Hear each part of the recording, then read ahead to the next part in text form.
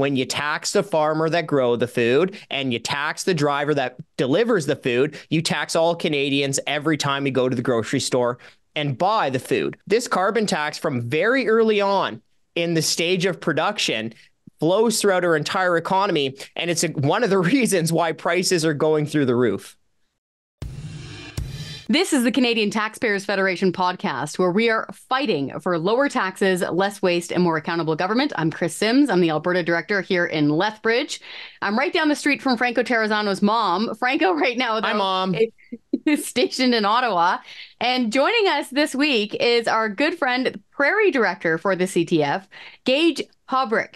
Gage, so your Premier, Scott Moe, might be getting into a bit of a Donnybrook with Prime Minister Justin Trudeau over the carbon tax. But what's the new element here? What is going on with this one? Yeah, so Saskatchewan kind of has basically said enough is enough when it comes to the carbon tax. I mean, Saskatchewan has been a carbon tax fighter since the beginning, but this is kind of the next step in upping up that ante. So but you got to set the scene a little bit to kind of understand why Saskatchewan is doing what it's doing. So, a little bit while ago, Prime Minister Justin Trudeau decided that he was going to exempt heating oil from his carbon tax to get people some relief. But the problem is no one in Saskatchewan uses heating oil to heat their homes. We all use natural gas. So premiers across the country pointed out the hypocrisy of that notion. They were only giving relief to a small portion of the population. So Premier Scott Moe said, well, then we're not going to charge it on natural gas in Saskatchewan. We're going to give Saskatchewanians relief. And, Saskatchewan's uniquely poised to do that because we have a crown corporation that delivers all the energy. And in the response, the federal government hasn't been happy. But to kind of point it out a little bit how important this kind of thing is, the Saskatchewan government's estimating that it's saving people about $400 a year by not charging the carbon tax on home heating. That's a pretty good chunk of change to help keep down those bills at the grocery store. But then it was kind of in contention for a little bit on whether or not the government would just remit some money from general revenue, but then taxpayers would still be hit, or if they weren't going to give any money to the feds at all. So then it all came to a head last week when they said, we're not going to give you anything. Okay, I got to take a step back real quick here, folks. So that was great information, but I'm still caught up on this Donnybrook thing. Is that what you said, Chris? Yeah. Well, what is this? Is this a reference? Why am I not getting this? A Donnybrook is I think it's Gaelic. It's like an idea of a pub fight. All right, okay. Yeah, now you're speaking my language. Okay, so speaking about this big fight.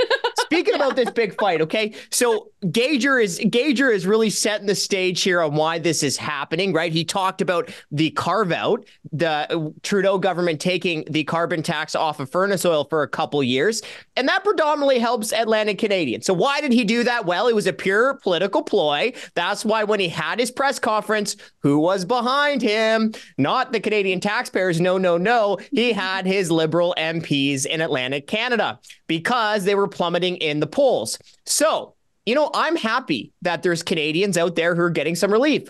I just wish all Canadians were getting that same relief, right? So he's helping predominantly Atlantic Canadians and then leaving 97% of Canadians out in the cold paying the carbon tax in the winter. And as Gage said, in Saskatchewan is about $400. That's the bill on the natural gas. The average in Canada is a little bit more than $300, the carbon tax on natural gas alone. So we're talking about Saskatchewan and Trudeau going toe to toe on this carbon tax issue. And the first thing that comes to my mind is well, Scott Moe's heart is in the right place and Trudeau is completely wrong on this. This is supposed to be Canada. We're one country. All Canadians struggle with the cold weather during the winter. All Canadians need relief. Now, Gage, let me just ask you a question because I've been seeing some back and forth even more than what you explained. Now I'm seeing Scott Moe say something like, no rebate, no carbon tax. So can you kind of explain even more what's going on there?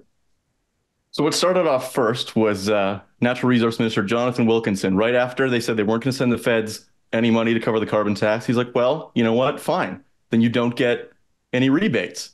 And then about 25 seconds later, Scott Moe rightly pointed out that Saskatchewanians are still paying the carbon tax on propane, on gas and diesel to drive the cars. We're still paying it every year. And Scott Moe went a little bit further, saying that if we're not getting any rebates, as Franco said, maybe we shouldn't be paying the carbon tax at all, which is a pretty cheeky move.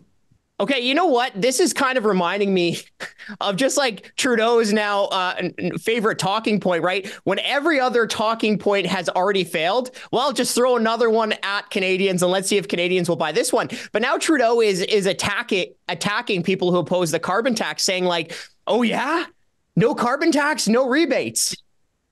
Yeah. I mean, if you don't take money from us in the first place, you don't need to give some of our money back with rebates. Like, seems like a pretty obvious flaw in his talking point, but I guess that's what he's sticking with. Gage, explain to us, because you're in Saskatchewan, like not only are people feeling the carbon tax pain, when you're driving, because Saskatchewan, a big rural province, you got to drive long distances. Saskatchewan, a very cold province. You obviously need energy to stay warm during the winter. But in Saskatchewan, I mean, you got a lot of farmers out there, and I know they're getting hit with the carbon tax as well. So can you kind of explain what's going on federally with the carbon tax and Canadian farmers? No, I think that's a really good place to go to. So there's this bill that's now back in the House of Commons called Bill C-234. And what it's trying to do is exempt farmers from having to pay the carbon tax on both natural gas and propane. And that's really important because farmers already don't have to pay the carbon tax on gas and diesel that they use on their farms. So this bill is just trying to extend that same logic to the rest of the stuff that farmers are using. But you might think, like, what are they using it for? But it adds up to be a pretty big bill. So farmers have to use that propane to dry their grain, and that's a big deal when you get a wet rainy season. A wet rainy season we didn't have in Saskatchewan, but I've heard other places have good crops, just not out over here. But the biggest one is going to be that propane, because if you're a chicken farmer, all the way out throughout the entire year, you have to keep that barn full of chickens at about 35 degrees Celsius. Wow. And that's even when it's negative 35 outside. I've talked to chicken farmers that are regularly having small barns, getting 3-figure bills in just carbon tax to pay for that. So what this bill's trying to do is get rid of that. Unfortunately, there's been a little bit of hiccups. Went to the Senate, almost got passed. Some 6-figure senators figured out they knew farming better than the farmers, and then sent it back to the House, where it's currently waiting to get more on debate and hopefully get passed. So just to nutshell that, for folks who are listening to this who don't work on farms, farmers pay the carbon tax on things like heating their barns, so keeping all those chickens alive, okay, and drying your grain. So even though they're getting a discount on marked diesel, right, for their trucks and their tractors or whatnot, they're still getting nailed by Trudeau's carbon tax on farm. So this is what Gage is trying to point out here, is that they're this close to getting a big exemption for farmers, but it's been messed up by the Senate. What's your hope here, Gage? Do you think it's going to be fixed again by the House of Commons and repassed? Like, is that what you're hearing? Well, I don't think any of us are ones to trust the government to do anything useful, but in this bill, we have a little bit of hope. The last 2 times a similar bill went through the House, it was supported unanimously by all the opposition parties, plus a couple of Liberal MPs. So, we're hoping if it comes back to vote again, everybody still has the common sense they had last time and gets it through and gets farmers those savings. Hey, Gager, you've been talking a lot to farmers out there.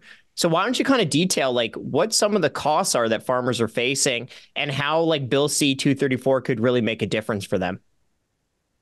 Well, it's a really big, important thing. Obviously, in Saskatchewan, we've got farmers all over. I'm going to go back to a chicken barn example because I know one farmer quite well. The most important thing he's saying is when it hits that winter, you're paying those $1,000 bills, and they have to go and sell your chicken at the same rate. So they're losing money when they're doing it that way. And then just about 100 kilometers south, you get into Montana, you get into North Dakota, those chicken farmers aren't paying a carbon tax, and it puts them at such an unfair advantage to our Saskatchewan farmers who are just trying to make ends meet and get that product out there so we can buy it at the grocery store.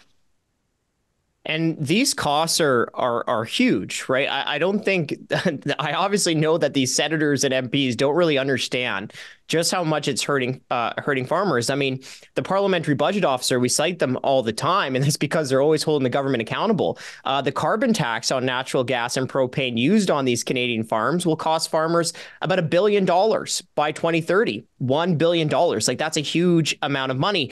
And then think about how the carbon tax really impacts you throughout the entire economy, right? When you tax the farmer that grow the food and you tax the driver that delivers the food, you tax all Canadians every time you go to the grocery store and buy the food, right? So this carbon tax from very early on in the stage of production flows throughout our entire economy. And it's one of the reasons why prices are going through the roof.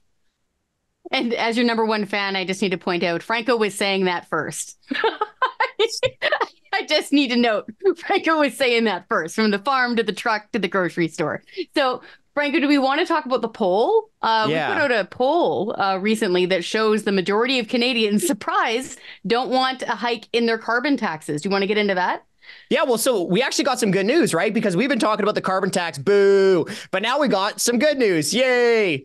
And that is like, look, so we commissioned a poll from Leger, thanks to all of our Canadian taxpayer supporters, that show 7 in 10 Canadians don't support the Trudeau government's carbon tax hike on April 1. So the vast majority of Canadians in every province and in every demographic are against the upcoming carbon tax increase. And when I say the vast majority in every province and every demographic, I mean it. Like, it doesn't matter if you live in a city or a small town or out in the country, vast majority oppose. It doesn't matter if you're a man, woman, vast majority oppose. It doesn't matter your education, didn't go to high school, went to university, vast majority oppose. It doesn't matter on the income level, still the vast majority of Canadians oppose the Trudeau government's carbon tax hike on April 1. So, we hear all the time that Canadians are divided.